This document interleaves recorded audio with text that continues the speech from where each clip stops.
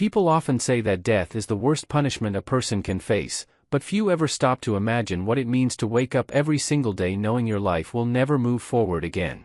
Susan Smith does not live with the fear of dying, she lives with something far heavier, the certainty of continuing. Inside prison, there is no reset button, no forgiveness clock, and no moment where the past fades into distance.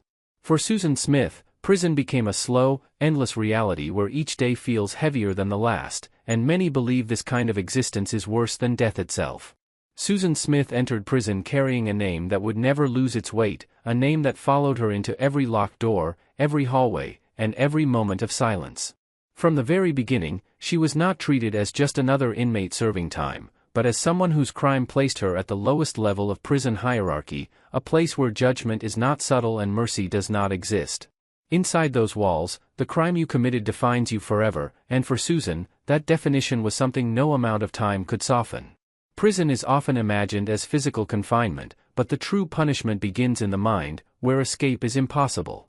Susan quickly learned that her sentence was not only measured in years, but in constant awareness of how she was seen by everyone around her.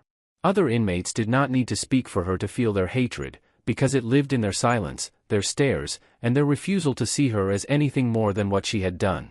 That kind of rejection does not fade, it sinks deeper with time. Living every day under that level of scrutiny creates a pressure that never releases. Susan could never relax, never let her guard down, and never believe that a moment of calm would last. Even routine became dangerous, because predictability made vulnerability visible. Meals, sleep, and basic movement were not moments of rest, but moments of alertness, where survival depended on awareness rather than strength. Isolation became both a shield and a curse. Being separated from others reduced immediate danger, but it also stripped away human connection, leaving long stretches of silence filled with memories that could not be escaped. Without distraction, the mind turns inward, replaying moments that cannot be changed and questions that have no answers. Prison does not allow forgetting, it forces remembering. Time inside prison moves differently, not faster or slower, but heavier. Days blend together without progress, marked only by routine and aging. Susan lived knowing that the outside world continued moving forward while she remained frozen in the same emotional moment. Seasons changed, years passed, but nothing improved, and that realization slowly drained any remaining sense of hope. Hope is what separates punishment from torture, and prison offers very little of it. Parole hearings did not represent possibility, they represented reminders that the past would always outweigh the present. Each denial reinforced the message that no amount of remorse or reflection could ever balance the scale. Waiting became its own form of suffering, a constant suspension between reality and expectation that never ended. The psychological toll of being permanently judged is difficult to explain. Humans need the belief that change matters, but inside prison, Susan's growth carried no value. She was never seen as evolving, only existing. That erasure of identity reduced her to a single moment in time, stripping away every other part of her humanity. Sleep offered no escape. Dreams replayed memories she could not silence, while waking life offered no comfort either. The mind does not rest simply because the body is confined.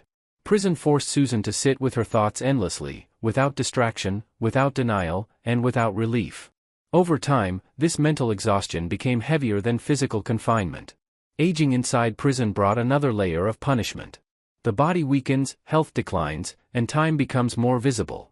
Growing older without purpose or future planning deepened the sense of emptiness. Every year added another loss, another reminder of what would never return. The future did not hold opportunity, only repetition. What made Susan Smith's prison experience worse than death for many observers was the permanence of awareness. Death offers an ending, but prison offered continuation without meaning.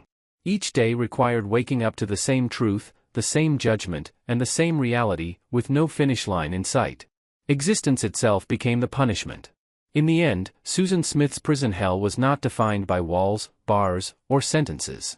It was defined by living endlessly with irreversible consequences, permanent condemnation, and the absence of hope. That is why many believe her punishment is worse than death itself, because death ends suffering, but prison ensures it continues. As the years in prison stretched on, Susan Smith's reality became less about surviving physically and more about enduring mentally and emotionally. The initial shock of confinement had faded, but what replaced it was a deeper, more persistent kind of suffering that no sentence length could alleviate. Each day began and ended the same way, not with hope or expectation, but with the constant awareness of isolation, judgment, and the impossibility of escape from the past. Time inside prison did not feel linear. It felt as though it were pressing inward, compressing every thought, every memory, and every moment into a suffocating weight that no human can easily bear. Susan's mornings were never easy, because even the simplest routines carried danger and judgment. The act of eating, moving between cells, or speaking to another inmate required vigilance, calculation, and self-restraint. Every interaction had to be measured, every word carefully chosen, because a single misstep could lead to ridicule, aggression, or worse. Over time, this hyper-awareness became permanent, shaping the way she thought, spoke, and even breathed. She learned that safety was not guaranteed by rules or authority, but by her ability to anticipate reactions, to hide emotions, and to remain unseen while being constantly observed. Isolation inside prison was a double-edged sword. On one hand, it shielded Susan from immediate physical harm, but on the other, it intensified loneliness and created mental pressure that was inescapable. The silence of her cell was never peaceful. It amplified the memories of her past, the weight of her crime, and the constant reminders of how irreversibly her life had changed. In those quiet moments, she was left alone with her thoughts, and those thoughts were relentless, a repetition of mistakes, regret, and the knowledge that no action could undo what had been done.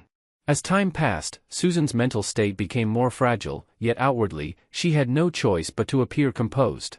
Depression became constant, creeping into every thought, and moments of clarity were often replaced by despair.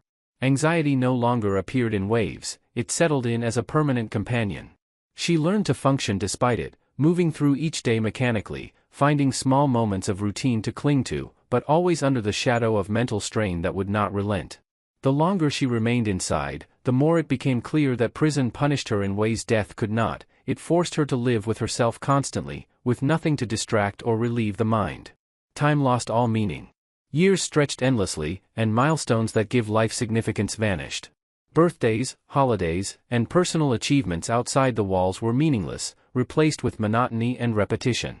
Susan became aware of aging in a way that others outside the prison walls could not understand. She was losing her youth, her health, and her opportunity for a different life, but she could not stop the passage of time. The outside world moved forward while she remained trapped in a cycle that offered no forward motion, no chance for redemption, and no promise of release. The emotional burden of living with a permanent label, a public perception that could not be altered, became heavier than physical confinement. Susan was no longer just a person in prison, she was a symbol of one of the most condemned actions society could imagine. She was judged, avoided, and punished continuously, not because of what she did in the moment, but because of how she had been defined by history.